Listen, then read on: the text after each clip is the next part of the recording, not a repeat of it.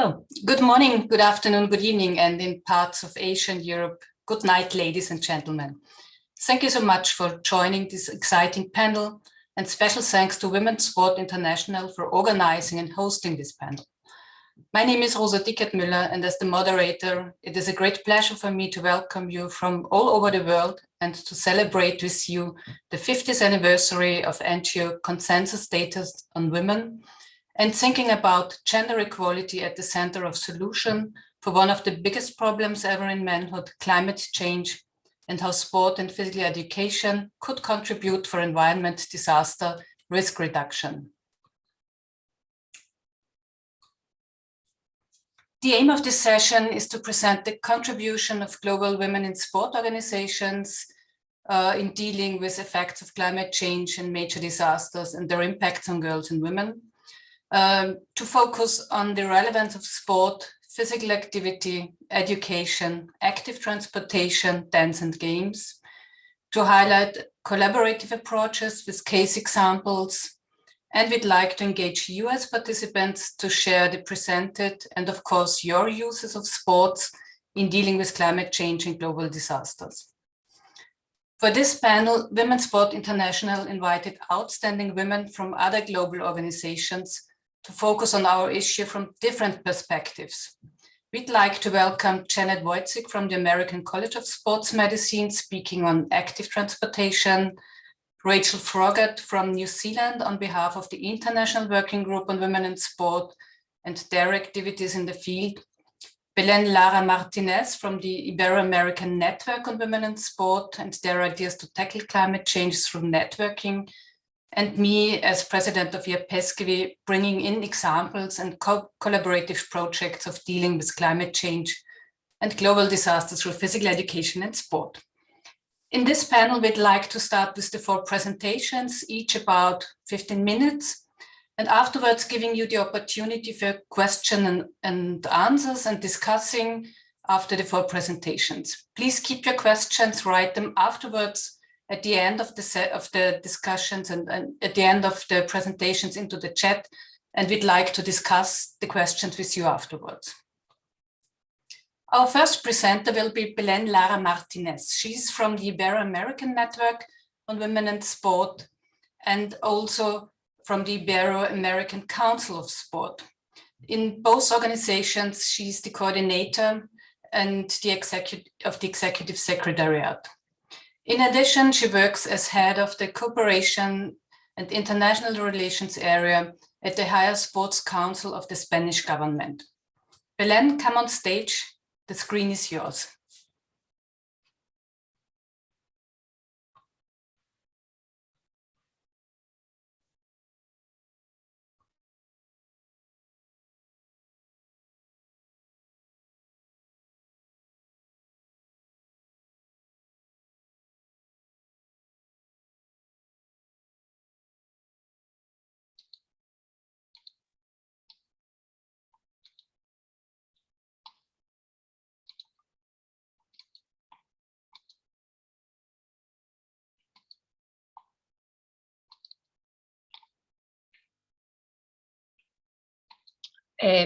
Sorry, do you hear me? Yes, we do hear you. Okay. We see the presentation. Fine. Okay. Thanks. Thank you. Thank you. Thank you. First of all, allow me to sincerely thank the International Working Group on Women and Sport team for giving us the opportunity to present the Ibero-American Network for Sport in this important event, in this important conference. As the moderator has already presented, I'm Belén Lara. I'm working in the High Council for Sport, and also as part of my job, I'm the coordinator of the Executive Secretary of the Ibero-American Sport Council, and also the Secretary of the Ibero-American Network of Women and Sport. It all starts from the Ibero-American Sport Council. To put you in context, the Ibero-American Sport Council is an intergovernmental organization that brings together the 22 highest governmental authorities in sport of Iberoamerica.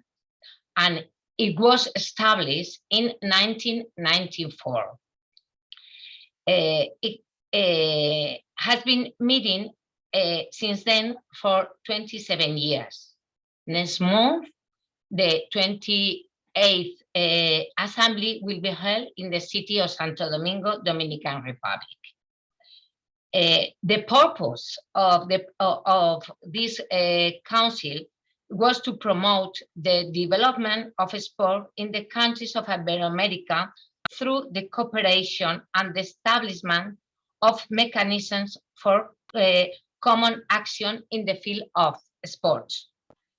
It was at this council where it was taking the initiative to set an Ibero-American network for women in sport to promote the rights and equality of women in sports, which in itself is a significant milestone in 13 years ago, the public policy maker of those 22 years focused on women's equality in sports.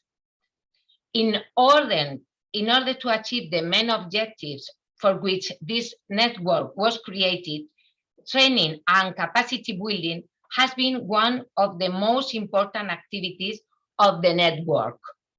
For 2009 to date, the High Council for Sport and the Spanish Agency for International Cooperation have organized seminars in the 4 existing training centers in the region, Guatemala, Bolivia, Uruguay, and Colombia, where a total of approximately 200 people with different profiles and coming from 22 countries of the region have participated.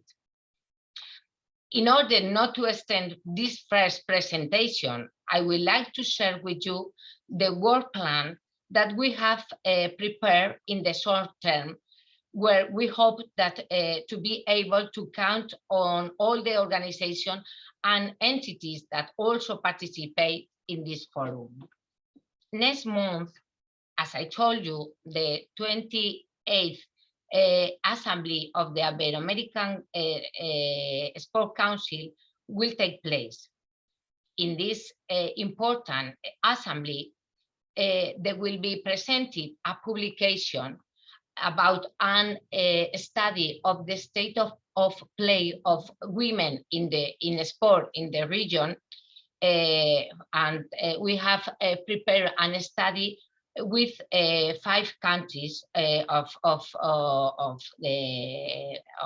Iberoamerica, and this study will be presented in this assembly, as well as a publication with recommendation of guidelines for public policy makers. On this occasion, we are particularly pleased to share the presence of the recently appointed CEO of the World Observatory for Women in Sport, Dr. Madam Pashomi Mitra, as well as the Sub-Director of UNESCO.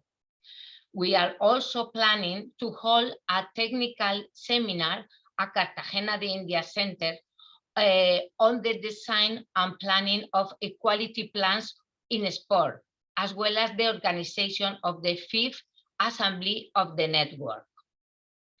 Finally, we would like to share with all of you that during the 2nd semester, Spain will host the presidency of the Council of the European Union, being gender equality and child protection in sport the priorities that the Spanish authorities will develop within their competences. Among the events to be organized during this semester, this presidency, a World Congress on Women and Sport will be held, where we hope to have the opportunity to count on all of you to continue working on our common commitment, our common goals, to build a fairer, healthier, more democratic and egalitarian society through sport. In relation to the main topic of this webinar, women's well-being effects of climate change and other global disasters, I would like to share with you the work carried out within the Ibero-American Sport Council in relation to the impact of the pandemic on sport in the Ibero-American region and how we can transform this crisis into an opportunity for sport to emerge better and stronger, especially in terms of sustainable development as it is set out in the Agenda 2030 and the Kazan Plan. This presentation is a synthesis of a publication promoted by the Ibero-American Council of Sport, UNESCO, and the General Secretariat for Ibero-American, whose author was Don Fernando Cáceres, Honorary President of the Ibero-American Council and former President of the, former Secretary of State for Sport from Uruguay, and also count on the collaboration of Andrés Morales and myself. The complete publication of the complete publication is freely available on the website of the Ibero-American Council and UNESCO. This publication is the result of the compilation and synthesis of 2 virtual meetings that took place during the most critical moments of the pandemic, with the participation of the highest sport authorities from 20 of the 22 countries that made up this council. And we count also with the virtual presence of senior representatives of more than 14 international organizations involved, such as the World Health Organization, UN Women, the Council of Europe, the Sport and Human Rights Foundation, among others. The first meeting took place at the beginning of the pandemic on 22nd May 2020, with the aim of exchanging strategies and policies to mitigate the impact of COVID-19 on sport. At the time of the crisis, the response of the governments in Ibero-America was pioneer and exemplary in order to be able to respond and join forces together with the most critical moments we have experienced in our recent history.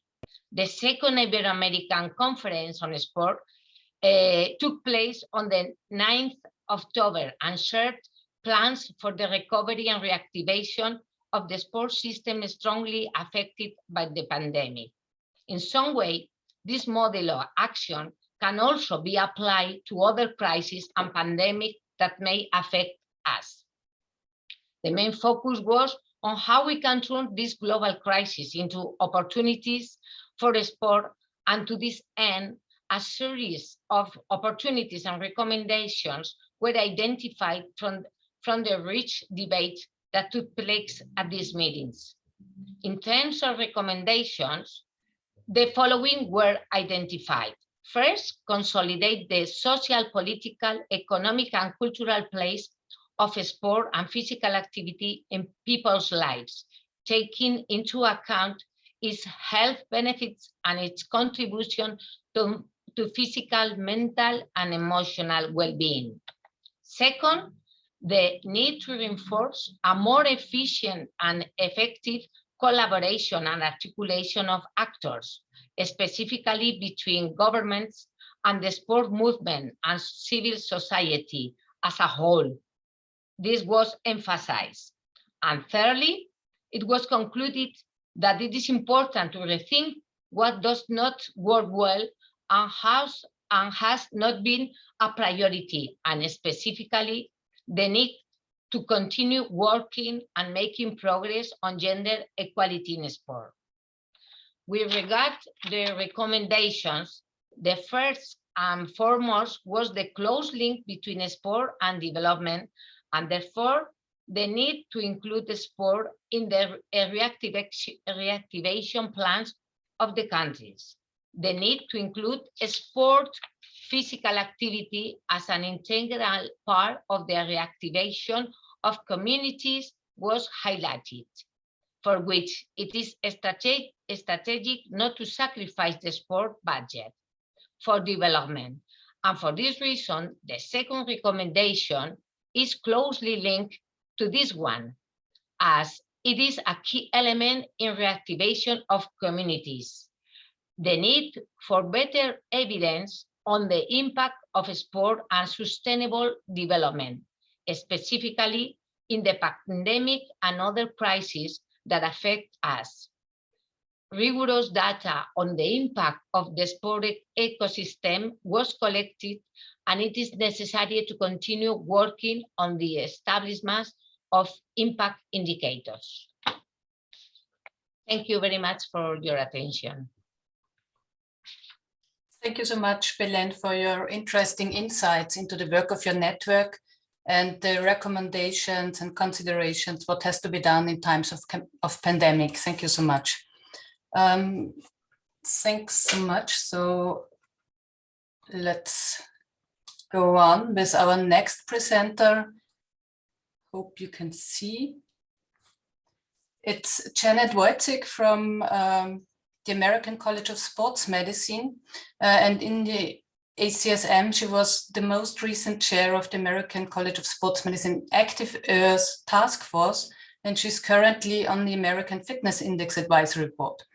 Janet works as a professor and as program director of exercise science in the Department of Physical Education, Sport and Human Performance at Winthrop University, Rock Hill in South Carolina in the USA.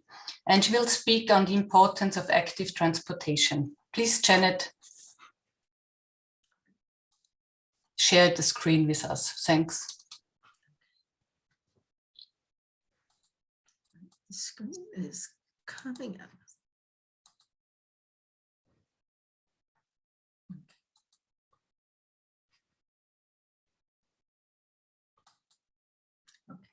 All right, thank you everybody for the invitation for today's presentation. So the title of my talk will be Climate and Health, Exercise, Physical Activity, and Active Transportation for Women's Health. And the topic outline I will have for today is talking about active transportation and the history of the Active Earth Task Force, summarize the benefits of active transportation for personal health and physical activity, describe the environmental and climate aspects of active transportation, and discuss climate change and impacts on exercise and sports. So what is active transportation? So it is using physically active modes for travel. So human powered. Walking, bicycling, rolling. Rolling can include wheelchairs, strollers, as well as skateboards. A lot of my students come to class on their skateboards. It's often combined with public transit. And what we call, especially what the first mile or last mile or first kilometer and last kilometer trips. So walking to the subway station or light rail, and then using the public transit and then walking to your destination.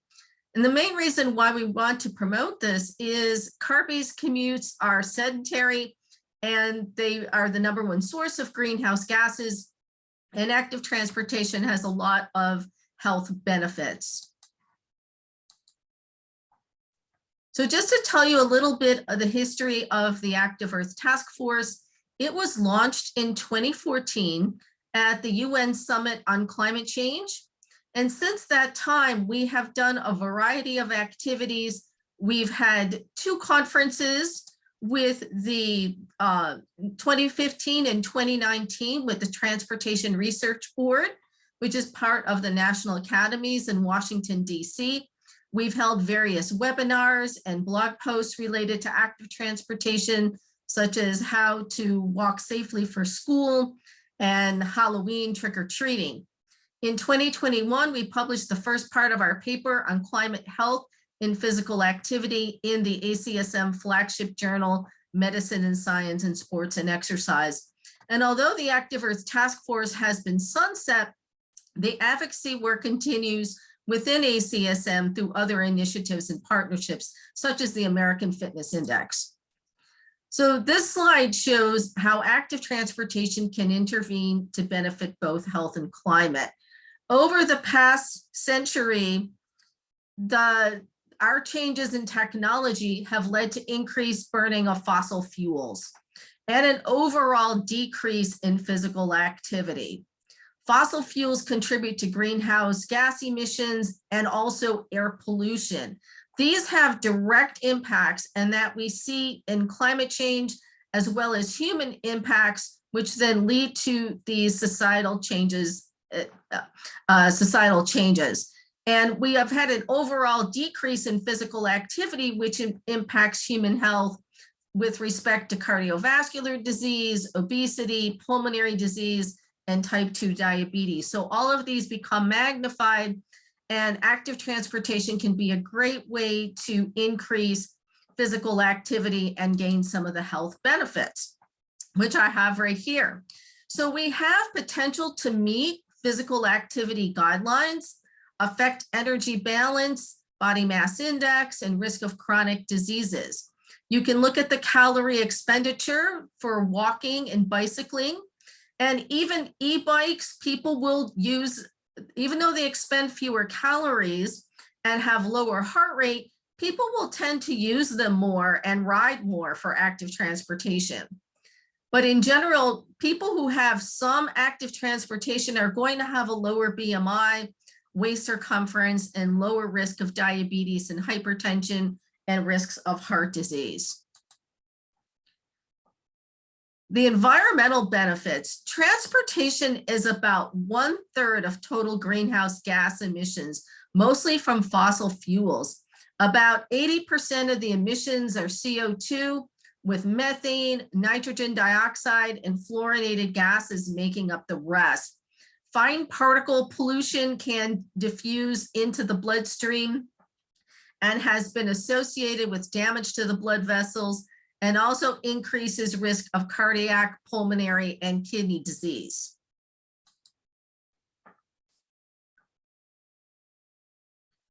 Some of the fine particle pollution can also come from tires, brake dust.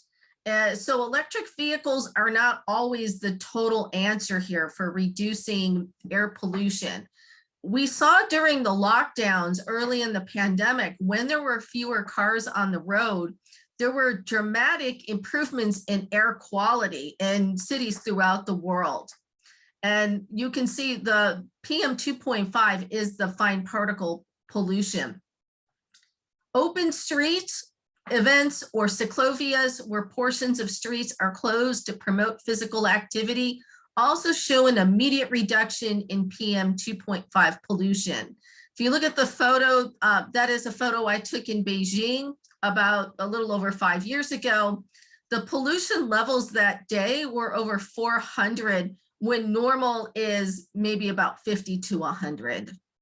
So that is not smog, that is not fog, that is all smog. And active transportation can count towards our public health physical activity recommendations. It is a missed opportunity for many people to replace short driving trips when possible. And active transportation can be part of our 150 to 300 minutes of recommended physical activity per week. And it can be completed in any increment, so it doesn't need to be in any specific amount of bout. It's all cumulative. Overall, designing streets for people, not cars, is what is considered a complete streets policy. Historically, we have, especially in the US, designed to move cars as quickly as possible. So another area where you can help is work with your local walking and bicycling coalitions to do walkability assessments to see where infrastructure improvements can be made. It might be something as minor as fixing a small sidewalk gap or ensuring that ADA disability infrastructure such as curb cuts and angles are in place. So widening the roads are not always the answer as people think. And you can look at photos of Los Angeles traffic over Thanksgiving. They've got 10 lanes wide and it's not enough. So check to see if your municipality or state has adopted a complete streets or similar resolution. And it's another way for us to get involved either as professionals or on a personal level. Planting trees to help sink CO2 and then reduce what is called the urban heat island effect. It also becomes an equity issue in that we find that there are often fewer trees in lower income neighborhoods. Since the pandemic began, many places created what was called slow streets or pop-up infrastructure for outdoor dining. These were very popular, but unfortunately were often temporary. This one in the photo, it locally to me was removed. And it's up to us to advocate for things like this that people have found to be very popular and that they really enjoyed those aspects. And it was nice they could really walk to them. Protected bike lanes are the preferred gold standard. People need to feel safe or else they will not bicycle other than the most dedicated riders. If you look at Europe, like Copenhagen and the Netherlands, they have a lot of protected bicycle lanes and tracks, as well as covered bicycle parking. This encourages women especially, but also all ages to participate in bicycling. Instead of lanes on higher traffic roads, locally in South Carolina, we developed some point-to-point bicycle routes that take people away from main roads through neighborhoods and utilizing trails and greenways. Sharrows or shared use lanes can sometimes be put on roads with lower speeds, but a lot of people don't recognize what they are. So they're pavement markings that look like arrows with a bicycle.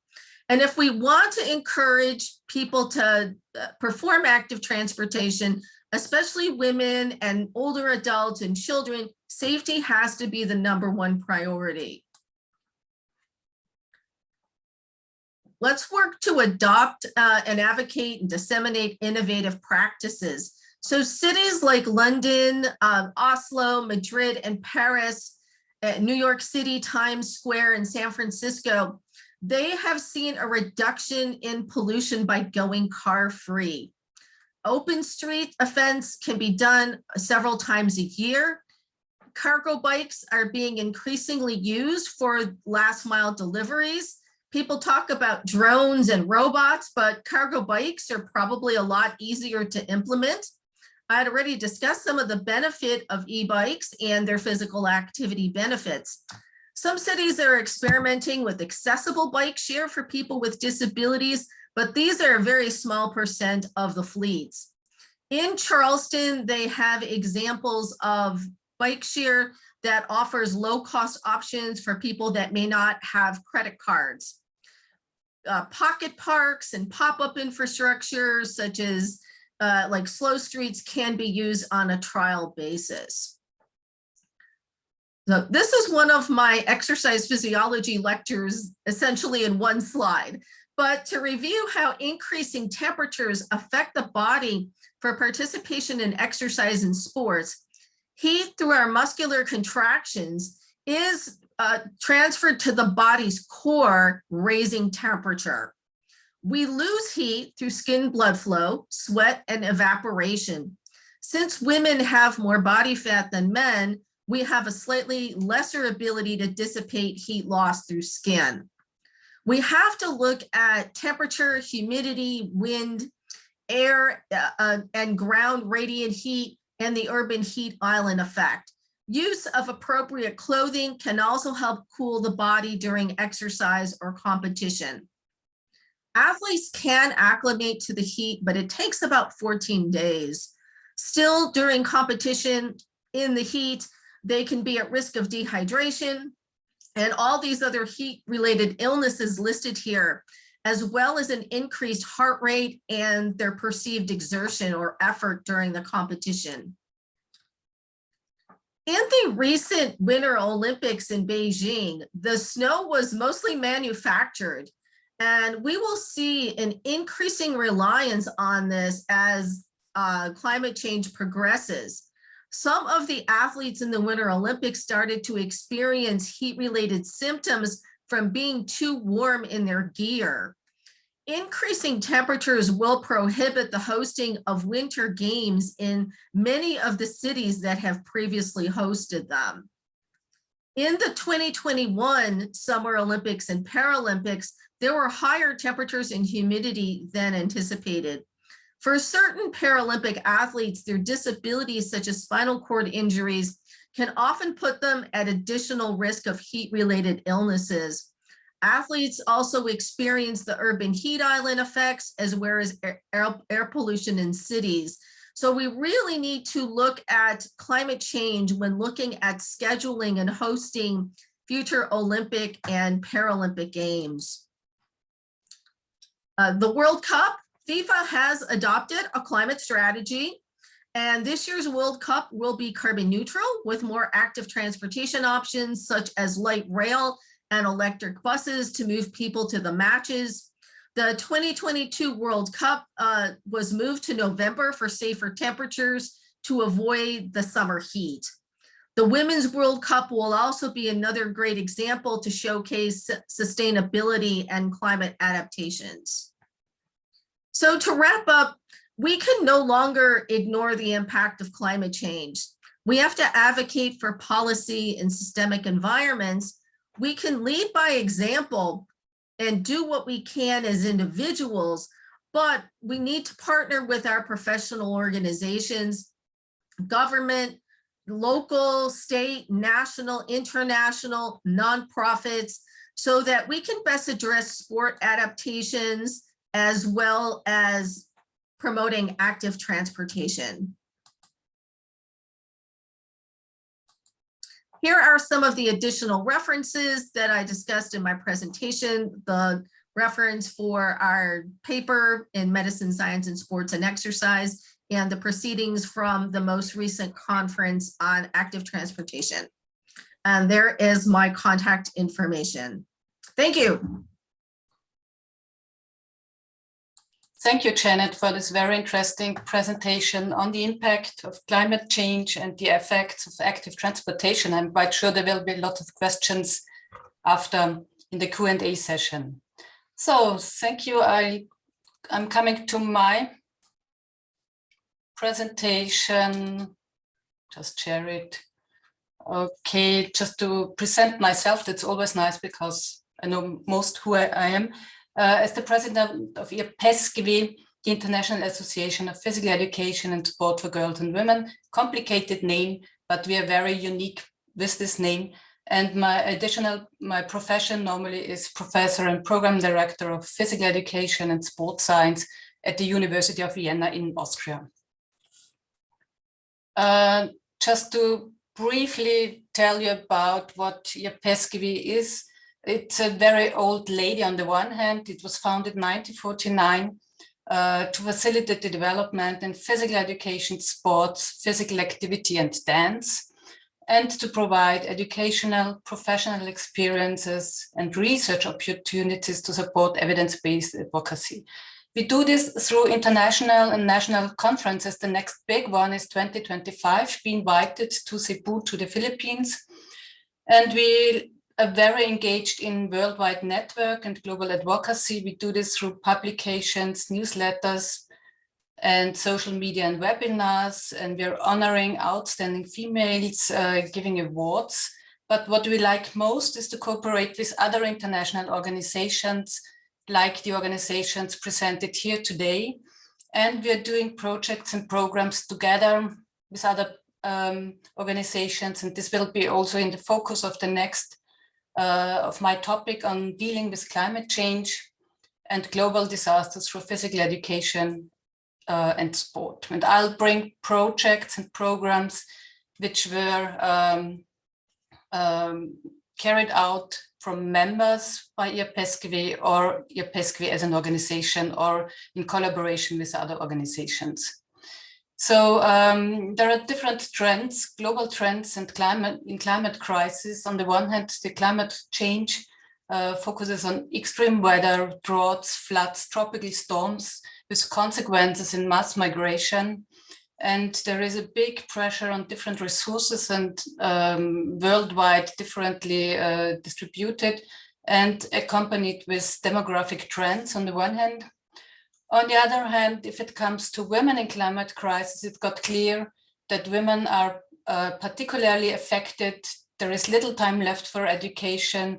They are 40 times more likely to die in a disaster, and 80% of fleeing climate-related disaster are women. So women are really the ones being quite affected by climate change and disasters.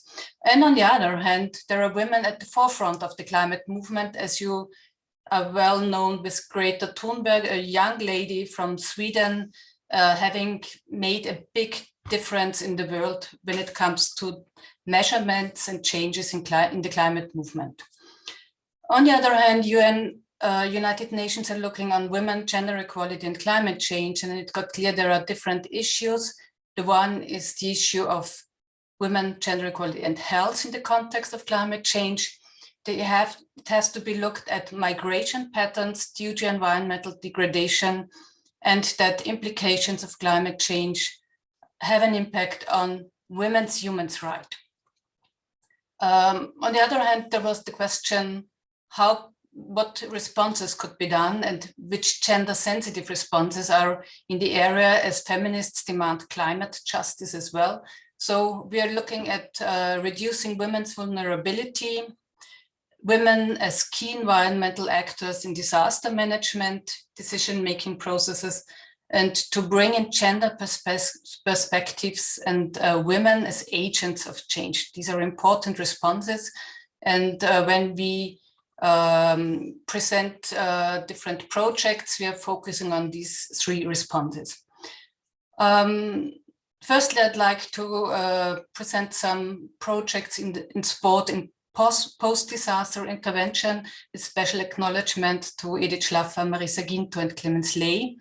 In recent publications, the power of sport for disaster recovery is well known. Sport is seen as an enabler for social change, development, and peace. In combination with psychosocial interventions in the aftermath of a disaster, the power of sport is quite visible. On the other hand, there are limitations in using sport for psychosocial well-being in crisis and disaster, as Clemens Ley and Maria Barrio focused on, as there is a lack of long-term perspectives in some of these measures. Very often soccer is an offer, and very often it's also excluding girls and different groups in the area. It's a very Western constructed term of SDG, and sometimes it's perpetuating inequalities, and there are some concerns on cultural sensitivity. Nevertheless, it is important to think about how to work in practice with traumatized persons who experience a disaster, and what could be necessary also in terms of including gender perspectives and women's issues if you want to bring in sports and physical activity in a post-disaster intervention. There are different principles, as you can also read in the XP publication, which is shown here in the slide as well, which has to be fulfilled in carrying out programs and projects. I'd like to highlight some projects which were carried out. One is this swimming courses with the aim to reduce women's vulnerability.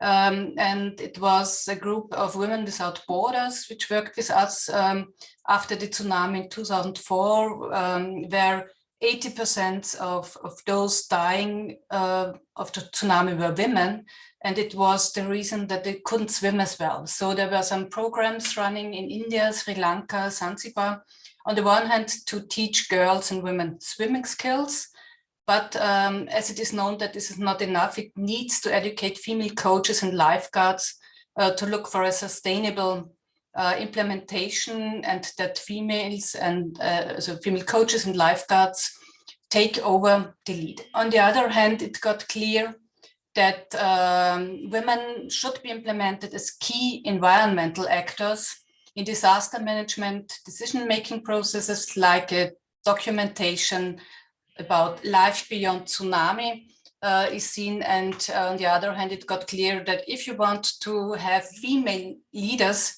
in this area, you also have to think about what to do with the men's. And they were supported with rickshaws and cricket equipment so that it were easier for them to allow females being involved in this process. Another project was Movikune, reducing women's vulnerability, which this project was carried out at our university together with Hemayat, an organization who worked with traumatized refugees. And we did weekly sessions for traumatized female refugees. This was the case in 2015 when the Syria crisis brought lots of refugees to Europe. And it got clear that the bodywork per se and just physical activity, dance, games is not enough. It was needed to include psychosocial support as well as the body remembers, and it has to, body work with the support is necessary. Another program and project which IAPESGW as an organization was responsible for to focus on women as agents of change was the Madagascar project, where quality physical education, QPE, was implemented. Here special thanks to Rosa Lopez and Marianne Meyer, President and Vice President of IAPESGW. As you know, that Madagascar is one of the poorest countries in the world, with more than 75% living from less than $2 a day. There are big climate change and natural disaster consequences, as up to 3 times a year there are cyclones, floods in the north, droughts in the south. There is a high pollution, which with consequences on food insecurity. And there is a really precarious situation of children, as the children's rights index is really very low, and malnutrition, diseases, sexual and work exploitation, child marriage with restricted access to education, and is also schools are very often destroyed due to these natural disasters and cyclones. So it got clear that it was a consequence that also many Malagasy currently are not linked to physical education and sports. And the Minister of Madagascar was very interested and seeking for help at our organizations, ICSP, the International Council of Sports Science and Physical Education, and the Sports Pedagogy Committee, who are working together. And Madagascar got the UNESCO pilot country for QPE, and they were looking for what PE and QPE could contribute to public health, to youth empowerment, and to gender equality. Just to let you know, these are the organizations under the umbrella of UNESCO working together and in an interdisciplinary team, and it was quite important that females were included in the team, but also in the group in Madagascar itself. And from IAPESGW, it was the French-speaking Marianne Meyer who was very much involved in this project. What was the strategy behind? On the one hand, big analyses have been done to describe this, the situation of PE and sports. In 2 big seminars with authorities, the data and results were critically analyzed, and developing strategies how to implement QPE were developed. On the other hand, it was important to find a consensus for QPE within a participatory approach, together with PE teachers, with coaches, with practitioners, with different NGOs, And it was very important to focus on different groups and giving different genders a voice as well. As a result, a national committee was implemented, strategic actions, including a specific gender equity program was implemented. There were different collaboration groups implemented as well for PE and sports working together with joint education programs. And within the evaluation, it got clear that the numbers of PE teachers and female PE teachers and coaches increased as it was embedded in a broader program with other subjects as well, and that education and PE are important factors for developing countries dealing with natural disasters. The last example is from Brazil, and also focusing on women as agents of change and what could be the contribution of indigenous games in Brazil, with special thanks to Beatriz Ferreira, Vice President from IAPESGW and from Brazil. Also here, Brazil is known, the indigenous people are 3 times as likely to be living in extreme poverty, as 19% of the extreme poor are indigenous people. Most vulnerable health groups, and here, as it was seen in COVID-19, were especially girls and women. And there's a big discrimination as well in healthcare, and they have higher mortality rates. On the other hand, Brazil is known for the deforestation and industrial development in the Amazon with global climate effects. And the International Criminal Court described the deforestation of the Amazon forest as crimes against humanity, as they're so important for the global climate, and as threats against indigenous land rights and natural resources as escalated, we really focus on that nature is a natural wealth and it is capital wealth. So Brazil, on the other hand, is among the deadliest countries for environmental defenders. 20 activists were killed in 2020. 70% of them were people defending forests, and more than 30% of them of the fatal attack targeted indigenous people. So there's a very aggressive and repeated incursion of miners, cattle ranchers, and other commercial actors. And somebody even described this as ecocide, ethnocide, and genocide. The question is, what could be an impact of, on the other hand, of indigenous games? And if it comes to indigenous women who are at the forefront of the climate movement here as well, the question is also because women, or the answer is because women are seen as keepers of culture and land through ritual practices, political and social organization, and religion orientation as well.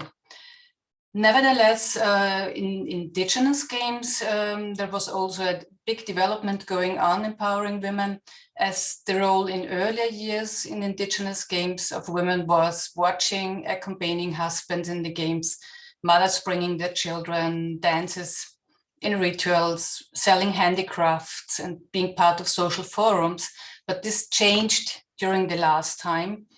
And on the other hand, it was important that they permeate myths, cultural values, congregate the symbolic world of different ethnicities, and women are more and more included into the games that were forbidden in earlier years, like in running, sprinting, rugby, tug of war, wrestling, which always ends in a friendly justice, and this is more a celebration than a competition. So it got clear that participating of indigenous women in these indigenous games offered them to be more visible in public life. They're getting new social roles and identities, and they're thinking about and rethinking and reaffirming women's rights, not only indigenous, but also in national societies. And there is a process going on between indigenous men and women of empowerment, self-determination, also to national and international levels. So it is important to keeping nature in a sustainable way through the rituals, and indigenous games are an important possibility to focus on this issue. As there are some studies going on the impacts of these indigenous games and female participation, on the one hand, similar to Janet described before, it's an opportunity to combat sedentarism, chronic degenerative diseases, alcohol and drugs. But this is very important to tackle climate change, have a contribution to food security, to support the ecosystems within the kind they are involved in indigenous games, and also to be supported in public policies and social conscious. So with these examples, it got clear in which ways women could contribute to transforming the world in a more sustainable way, and shows the importance of sport for SDG and dealing with climate change and global disasters. So thank you for your attention. And with my presentation and the end, I'm handing over to Rachel Froggatt. I'd like to introduce her. She's the Secretariat General of the International Working Group on Women in Sport for the Secretariat and the conference in Aotearoa. I'm sure she will pronounce it quite afterwards, from New Zealand 2018 to 2022. And she's as well the Chief Executive of Women in Sport in Aotearoa, and also she will bring the name in. Thanks for listening, and I'd like to hand over to Rachel. Kia ora, Rosa. Your pronunciation was very close. I'm very impressed. I would like to introduce myself today in the Indigenous language of Aotearoa, New Zealand. Ina mana, ina waka, ina reo, iro rangatirama, tēnā koutou, tēnā koutou, tēnā koutou katoa. No ingarangi o kutupuna, I tupuaki o ki te ao mutu Waikato. Nō reira, ka mihi ki te maunga parongia me te awa Waikato. Ingare ke tamaki makoto, taku kāinga, ko Ngāti Aotearoa te iwi, ko Rachel Froggatt, taku ingoa, ko taku mahi, ki ngā wahine ka kinakina o Aotearoa, ko te Chief Executive. So I am Chief Executive of Women in Sport Aotearoa, New Zealand, the leading independent advocacy and research agency here in New Zealand, in the very far South Pacific of the world, a long way away from the rest of my presenting colleagues today. So I'd like to say a special thank you and how honoured I am to be presenting today alongside Belen, Janet and Rosa. As Rosa mentioned, I am the Secretary General of the International Working Group on Women in Sport, and I'm going to share my screen now. I have a couple of slides for you, but hopefully it won't overwhelm you too much, and I do have also a short video as well. So just to introduce the IWG, the International Working Group on Women in Sport was established in 1994, and it's now the world's largest network dedicated to achieving gender equality in sport and physical activity. So at the moment, we have approximately 600 organisations aligned to the IWG as signatories to the Brighton plus Helsinki Declaration on Women in Sport, which has 10 principles attached to it, which guide the way in which women and girls are incorporated into sport and physical activity all around the world. Now, we do run a number of programs on an international level, and you can see some pictures there that give you a bit of a picture of what those are. But what I wanted to touch on is the fact that we are quite a unique organisation in the fact that the global board sits at the top level and has members from all around the world, including a permanent seat for Women's Sport International and IAPESGW, but also has representatives from every continent around the world, and they guide the overarching strategy and delivery of the IWG strategic plan. but uniquely, the Secretariat is actually delivered every 4 years by a new host nation. And Aotearoa New Zealand has been the host since the end of 2018.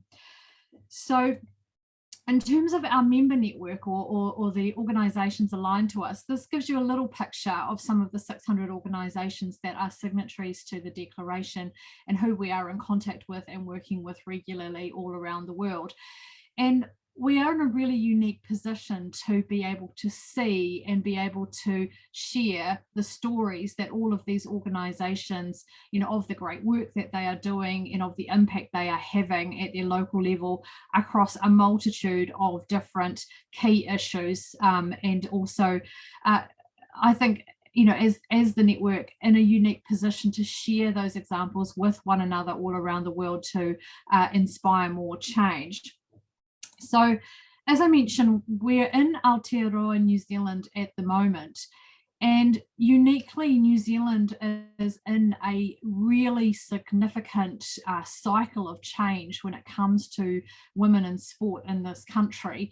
And the process began actually approximately 5 years ago, and Women in Sport Aotearoa was one of the main players that emerged at the beginning of this journey, to try to raise awareness, raise engagement, and to really support and drive forward positive change for women and girls in Aotearoa, New Zealand. We're in a really unique position now, 5 years on. We're just at the very beginning of a 2-year significant change window. And there are what we call quite fondly here, the big four. So 4 major events that are coming to Aotearoa, New Zealand. They're all international events featuring international leaders, athletes, and other administrators on the global level. So the first one is the ICC Women's Cricket World Cup, which is actually going on right now. So you would be able to access probably the broadcast in your country. And we have the world's best female cricket teams here in New Zealand playing elite level cricket to an incredibly high standard, and certainly impacting how people feel about elite sport here. Later in the year, we also are going to be hosting the Women's Rugby World Cup in October, November, and then our own event, the IWG World Conference, which I'll touch on in a moment. And then in 2023, in partnership with Australia, we will actually be staging the FIFA Women's World Cup here as well. So we certainly are in the spotlight, and we take that position incredibly seriously in terms of the impact that we are hoping to have on people around the world and the work they're doing towards gender equality. So in terms of today's priority theme, and the reason that I was invited to speak, was to give you a picture of some of the work that we are doing to address topics such as climate change and natural disasters through the lens of sport and active recreational physical activity.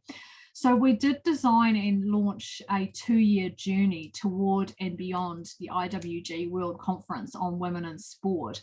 And this event will take place from the 14th to the 17th of November this year. And what's really important to note about the IWG World Conference is it is the largest gathering in the world of experts and delivery agents committed to achieving gender equity and equality in sport and physical activity. We will be staging the 8th edition of this conference since 1994, and it is the gathering place for all of the world's leaders in sport to come together and exchange ideas and to commit to a pathway forward. We've been really passionate about the fact that we had a role to play in terms of engaging with our community over a 2-year period leading into this major event. And we've got 3 strands of integrated activity that are underway. And the first one here is a campaign called Change Inspires Change. And this is really around encouraging storytelling and sharing of global best practice between members of the network worldwide. And in a moment, I'm going to show you the little video for that. But basically, the campaign is really to recognise the fact that learnings and actions on the ground all around the world can inspire others to do more and be more in their own spaces. We also launched in September last year a brand new global platform called the IWG Insight Hub, which is a user-generated platform. It's very much guided by our community globally. And you can sign up as a contributor and you can tell your story online to inspire other people. I'm really proud, actually, in a few minutes, I'm going to introduce one of the stories from the Pacific that is really specifically aligned to the priority theme today around climate and natural disaster mitigation. The final thing that we have been working on is the World Conference itself. And on UN International Women's Day last week, we actually relaunched registrations to the conference in November, which has been slightly delayed due to COVID. And we launched a brand new conference hub, which can be found online at iwgworldconference.org. And it gives an amazing overview of the experience that is expected for delegates here on the ground in Auckland, New Zealand, but also the fact that the conference for the first time in IWG history will be a full-scale physical digital hybrid, which means that anybody from around the world can dial in and actively participate in the conference and the conversations that are going on. We have designed the conference in such a way that it's an incredible social learning journey. So it's definitely non-traditional. It is not joining in a major plenary session and listening to a series of keynotes. It's actually incredibly interactive, and the idea is to separate out and to work together to identify possibilities for the future. Now, we have separated the conference into 5 themes: leadership, active lives, social change, high performance, and visibility and voice. We're also going to be examining those themes through 7 lenses: indigeneity, technology, data and innovation, health and well-being, systems, resources and investment, human rights, integrity, and of course environmental sustainability, which has been an incredibly impactful area for us to investigate. What's really fantastic is that we now have over 220 sessions confirmed, and approximately 500 global speakers will be travelling to New Zealand or joining us on the virtual platform. So it certainly will be the world's largest discussion around gender equity and equality in sport. So I'm going to stop my share there, and hopefully I'll be able to share our video, which I think perhaps does much better job of telling the story.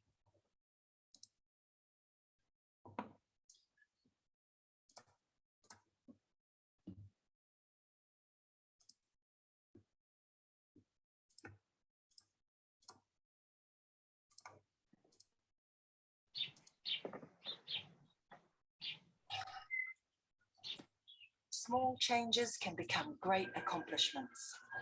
Joining from many sources, they flow together to create something mighty. Change inspires change, each with its own story to tell. Stories shaped by people and people shaped by stories. By changing the way we look at things, the things we look at change.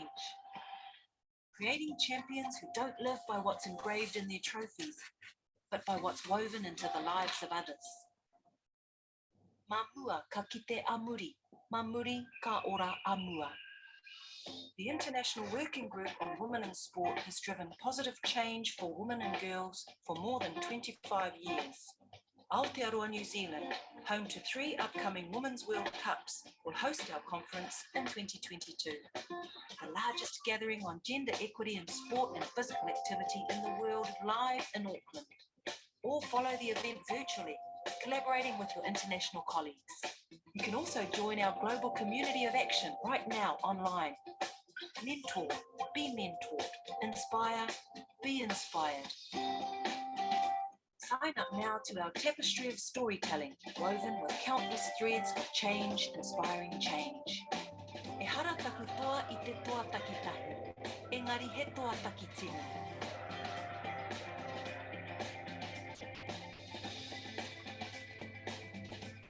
Add your chapter to this story right now at iwgwomeninsport.org. Change inspires change. Thank you very much. So it's my real honour now to introduce my friend and colleague, Ivan Ha, who is joining us here from Aotearoa, New Zealand as well. Ivan is Program Manager of Pacific Sporting Partnerships at Netball New Zealand and has very kindly agreed to share a case study with you today. Welcome, Ivan. Thank you, Rachel. It's lovely to be here today. Hi to everybody. I'll do a little bit of a share. I've got just a couple of slides to talk through. To begin with, just give a quick introduction to the program that we're running, and then a couple of examples that I think will be relevant to the discussion today.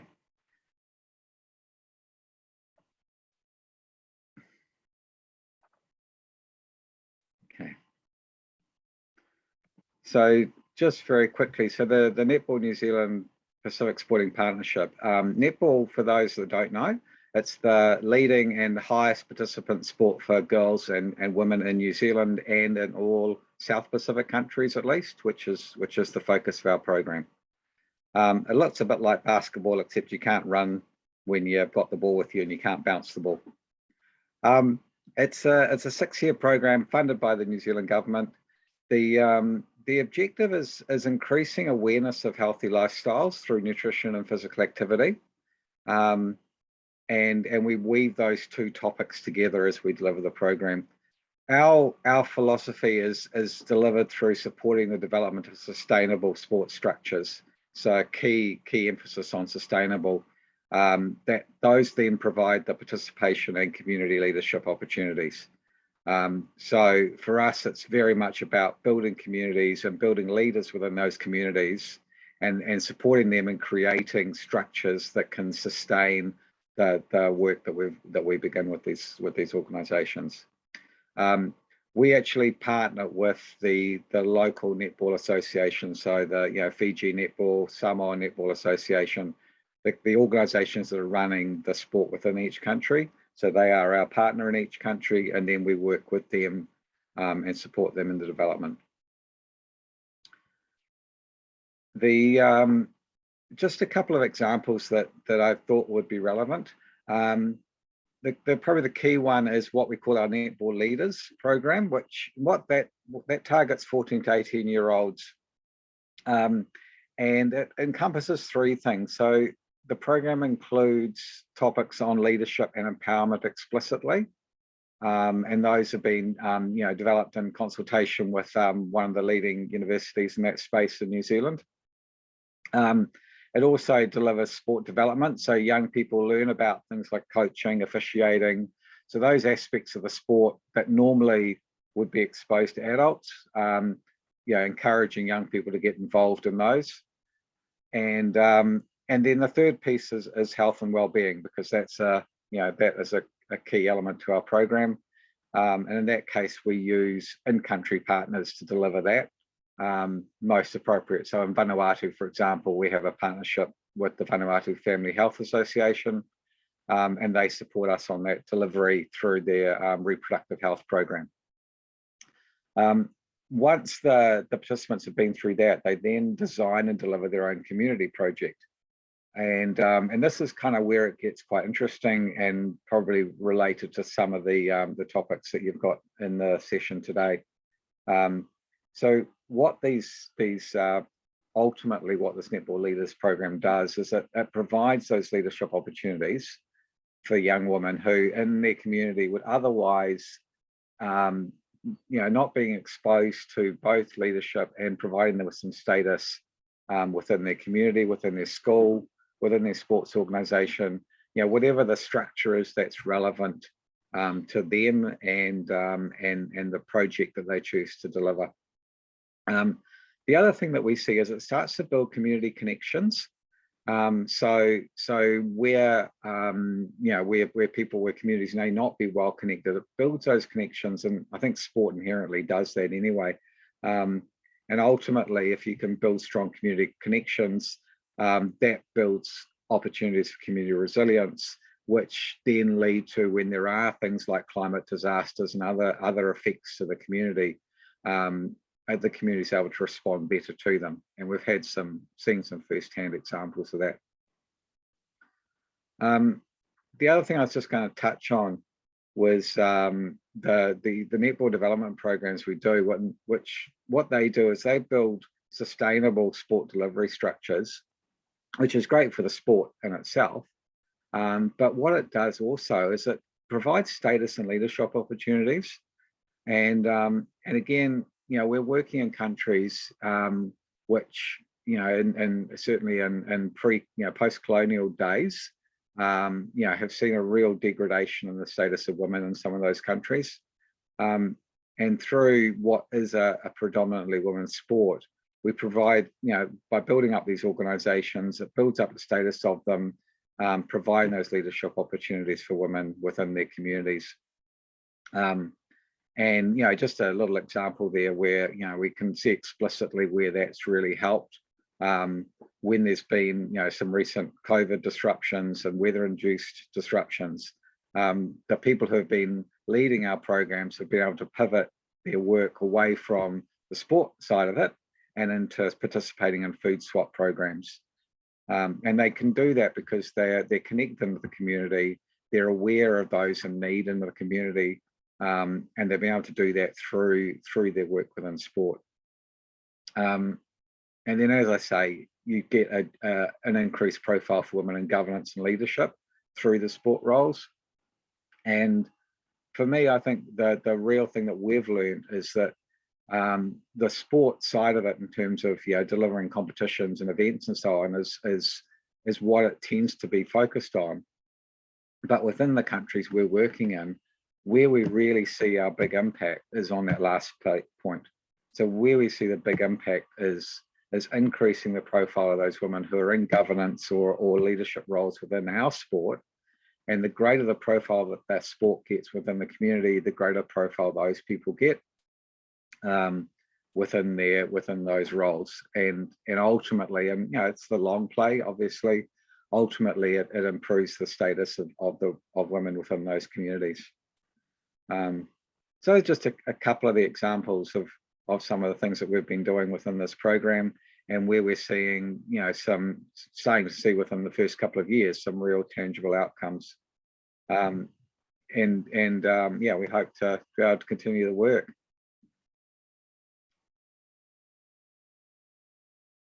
So that's what I've got for you today. Thank you very much. Kia ora, Ivan. So I hope that you'll all see why we invited Ivan here to share this case study, because it is an incredible example of how sport can underline and reinforce the power of women in local communities, and in particularly countries across the South Pacific, as Ivan mentioned, are particularly vulnerable and affected by climate change, and by even just more recently, many of you will remember the volcanic eruption and tsunami in Tonga. So there's a lot of challenges across the region, and also obviously the role of women in those communities is still quite challenged in a number of spaces. So Ivan, thank you so much for joining us today. We really appreciate it. Thank you.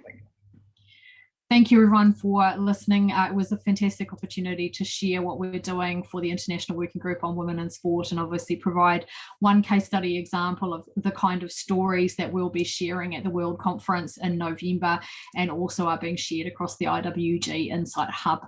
So thank you very much. Kia ora tātou. Thank you so much, Rachel, for your input, and also having Ivan with us, sharing the example on the aspect of what could be done in the area of women's empowerment through sport, and the information about the Congress and how it could be included into the Congress in November. So thank you so much to all the presenters for your rich and very diverse perspectives on this issue, on women and well-being, climate change, and the opportunity of how to tackle environmental disasters and risk reduction. And in the meantime, I saw there are some questions in the Q&A section, and I'd like to start with some of the answers. Maybe we could start with the question from Payoshni Mitra. A very warm welcome from our side and from this panel to you. She's the new CEO of the Global Observatory of Women in Sport, and situated in Lausanne in Switzerland. So it's very good having you here. And there is a question. Did you see it already, Janet, or should we repeat it? Yes, I can repeat the question. Active transportation is a fantastic concept. And you mentioned cities promoting car-free travel like Oslo, Madrid, London, Paris, and parts of New York City and San Francisco. How do you think active transportation could be promoted and such measures could be replicated in crowded cities in the global South countries where resources are scarce, safety measures are not satisfactory, and even buying a bike could be beyond one's means? This is a great question. And this is, you know, how an area can promote active transportation can vary widely based on geographic location. There's currently a worldwide bicycle shortage and supply chain issues that are going to persist at least another year from what I've read. Walking is probably the best way and the most common way for people to perform active transportation. The you know, where it gets a little challenging sometimes is when you have cities that are very densely packed, where housing and where people can commute to buy, you know, food and other services. They may not have to walk very far at all. They may just, you know, in large cities. So they may not get enough physical activity because things are so densely packed and they maybe live in a very small, you know, small space. So primarily using, you know, ensuring that promoting that people can meet physical activity goals just by doing enough walking in their daily activities. We also deal with some things here in the US where, you know, people always ask us about rural areas. So yes, you've got the two, you've got the densely packed cities, and then you go out to rural areas where things are very spread out and people may have difficulty getting to their downtown area. And so some of the things we've done in those areas is, you know, trying to make that downtown as safe as possible, that at least when people can get there, then we have good pedestrian access in those areas, in rural areas. And looking at safety perspectives, safety as far as crossing, safety as far as safety for women, you know, ensuring that there's enough infrastructure, and are there other programs that can guarantee that women can travel safely? Are there groups, are there escorts that need to be done? Lighting improvements is another thing with respect to safety. Lighting also plays a big role in safety of people's ability to walk. So there's many things that cities can do, and even the largest cities and rural areas and everybody in between probably has something that they can improve. So I hope this answers the question. Thank you so much, Janet. Very important concept, and there are lots of good examples worldwide, but lots to do. The good thing is that on the one hand, if you focus just on women's issues and women's needs, if you take these into consideration, these suggestions, it also fits for women with small children or people with wheelchairs. So thinking about changing the environment is also helpful for other groups as well. Thank you so much. Marilyn asked, yeah. When we do our walkability assessments in an area, we will take a stroller, we will take a wheelchair or a walker with us so that we can see how a mother transporting children to school or for errands or for persons with disabilities. And if we don't have people who use those devices, then we will have them along with us on some of our assessments. Mm-hmm. Thank you. In Austria, we have some studies on this, and the interesting thing is that girls normally are not that sportive active, but they're very active in terms of physical activity. And when it comes to counting steps, for example, they have lots of steps in walking around, maybe also for going shopping, but lots of steps. And this could be also an issue thinking about what is active mobility and being physically active, and what is sports versus and in terms of active transportation. It could be an interesting concept for women as well. Thank you so much. Marilyn asked Gonzalez from Madrid. She's communications officer in the IAPESGW, was asking a question to Belen, and also Rosa Lopez de D'Amico was asking a question. Belen, would you please turn on your micro? Thanks. Yes.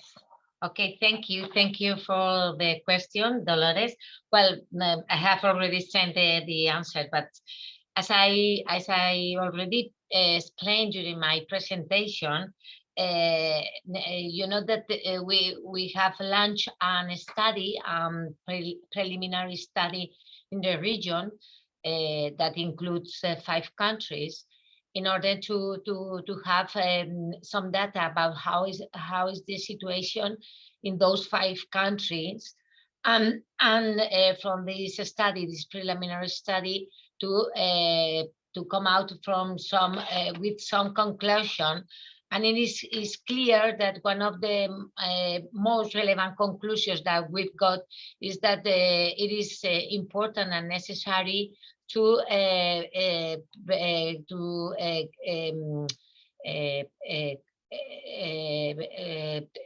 obtain feasible and reliable data in order to compare what all the countries are doing, and also the need of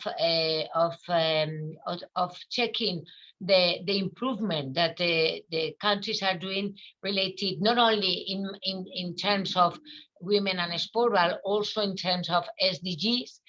And that's one of the reasons why is one of the most important concern in the Ibero-American network of women in sport.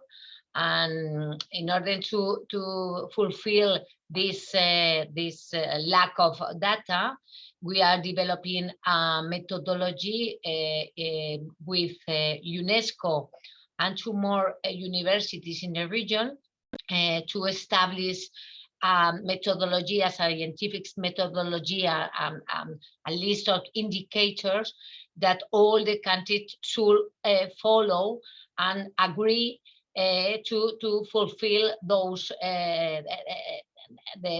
this lack of data. That's why on my view, the role of the Ibero-American Council of Sport is true that I have insisted very much, very much about this, the importance of this council, because in my opinion, the policy makers should be concerned about this lack of data, and it is important that they take the decision of include in the national system, in the national statistic systems, those indicators to gather the data that it is so important. And as Dolores said, is a very important need to move toward collect this data that now hardly ever we found a reliable data to work with. Thank you. Thanks, Belen. Carol Oglesby wanted to ask a question. Shani, is it possible for her to put on her micro?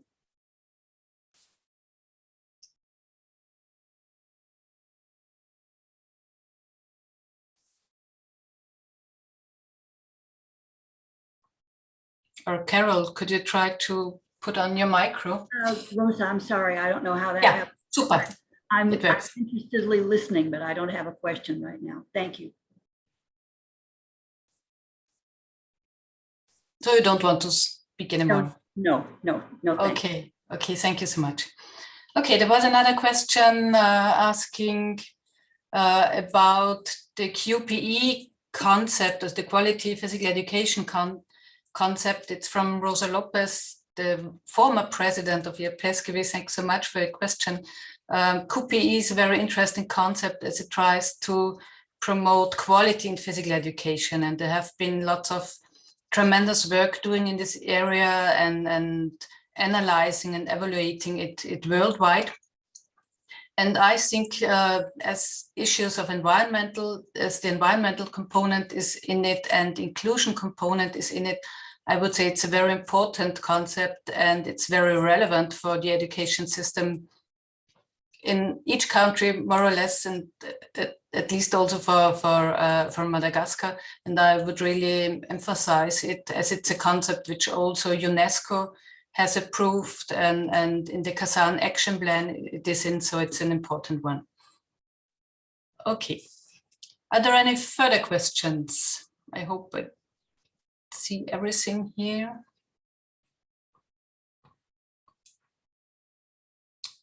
Try to organize it.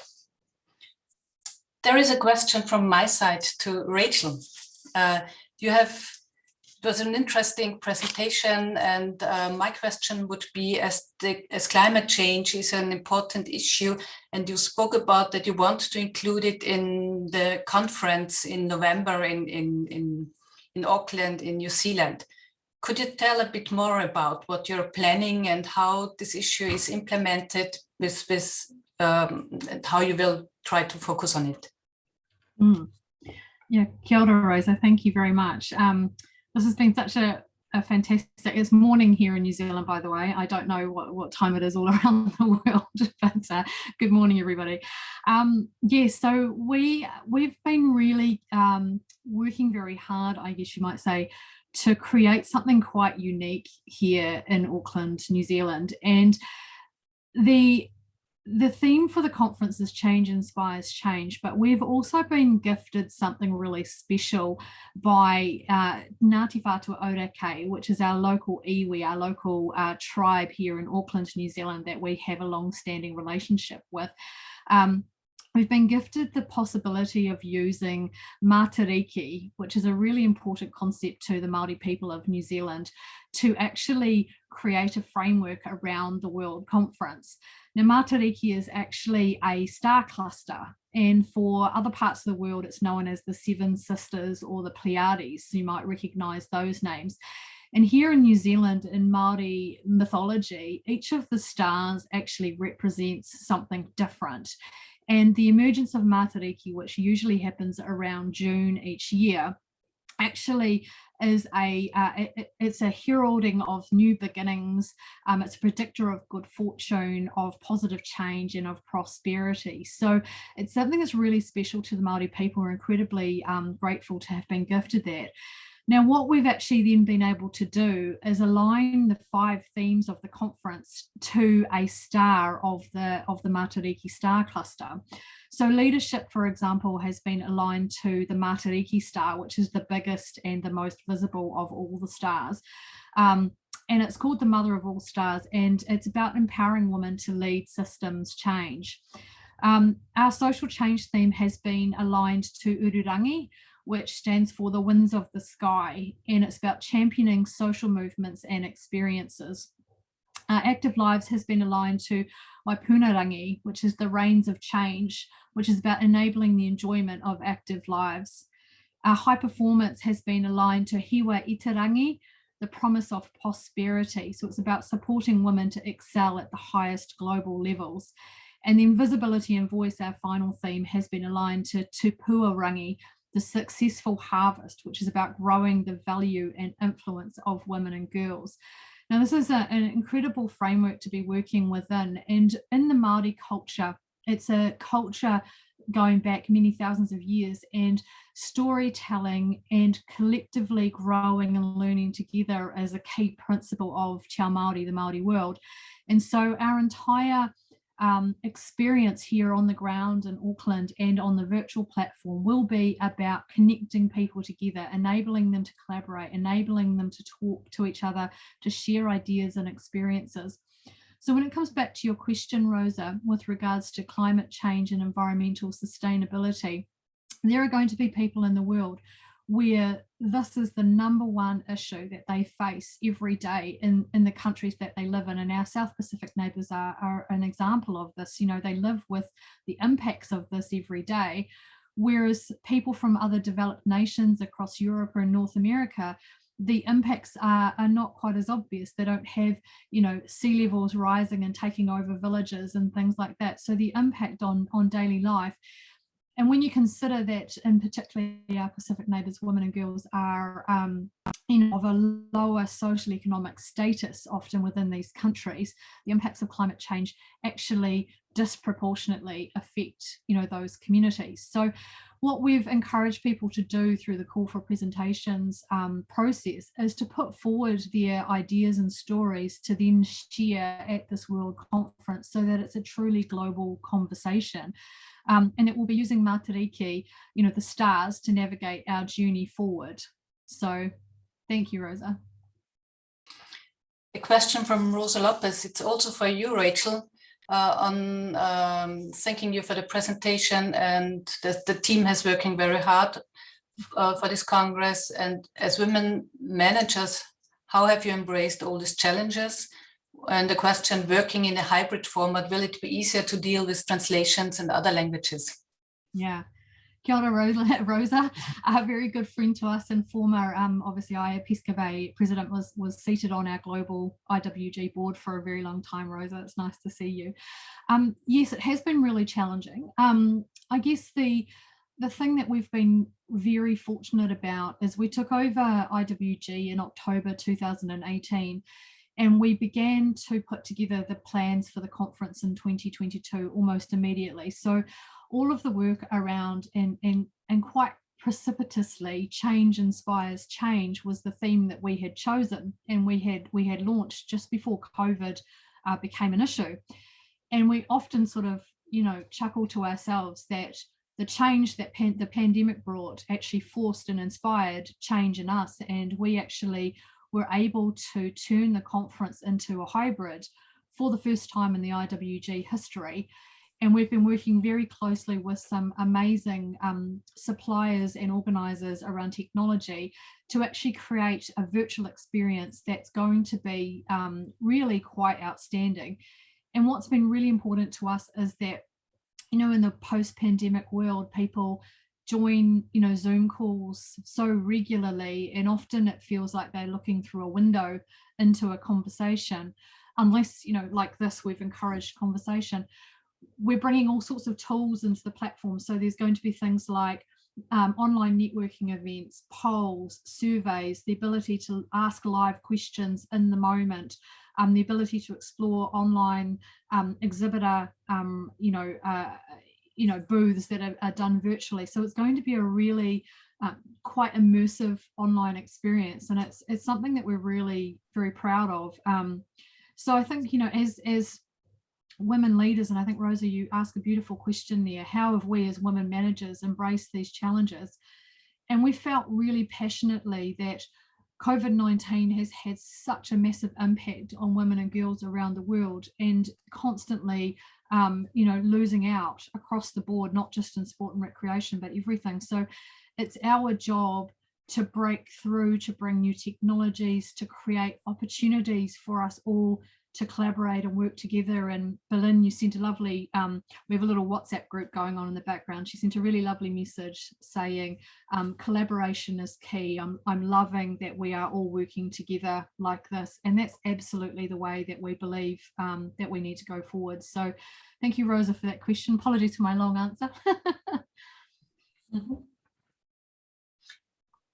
Yes, thank you, Rachel, for the answer. I'd like to share the last slides as the time is more or less over. It was a great pleasure and a great journey, having so many different perspectives on this issue, from active transportation, from Ibero-American Network, and which answers they have through collaborating with examples and projects from all over the world, how to tackle climate change and disasters, and the ways how to empower females all over the world through sustainable programs, governance, leadership programs. This was really very interesting and very important.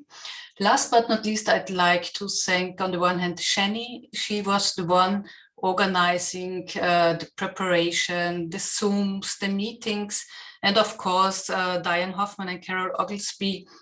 These two women prepared this panel, organized the speakers, and it was really nice being part of this panel. And thank you for having hosted and organized this event. Finally, I'd like to thank all the participants for being here, for joining the session. It's not the last panel. There will be another one. It will be next week, same time.